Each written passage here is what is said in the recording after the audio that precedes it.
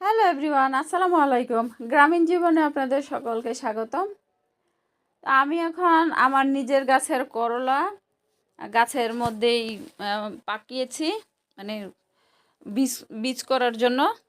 তো এখন আমি এইটারে আবার মাটিতে লাগাই দিব। তো কীভাবে লাগাচ্ছি এটা আমি প্রসেসিংটা আপনাদেরকে দেখাচ্ছি। তো দেখেন, এখানে মাটির সাথে কেঁচো সার দিয়েছি আর একটু ছাই দিয়েছি। কেঁচো সারের একটা ভিডিও আমার ইউটিউব চ্যানেল এবং পেজে আছে, আপনারা চাইলে দেখে নিতে পারেন। তো দেখেন, এই যে বীজটা নিলাম, করলার বীজ। এটা আমার নিজের গাছেরই, গাছ থেকে বীজটা সংগ্রহ করেছি। দেখেন, একটা টবের মধ্যে আপাতত মানে বীজটা লাগিয়ে দিলাম।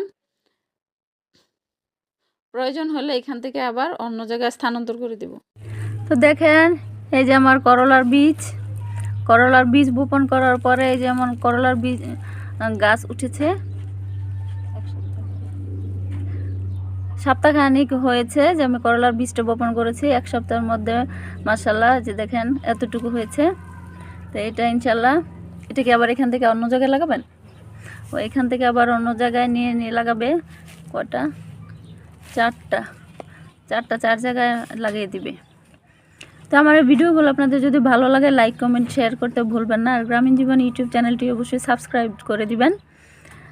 আর পাশে থাকা বেল আইকন নিয়ে চাপ দিবেন, তাহলে যে কোনো ভিডিও আপলোড হওয়ার সাথে সাথে নোটিফিকেশন পেয়ে যাবেন। তাহলে আমার ভিডিওগুলো দেখতে পারবেন।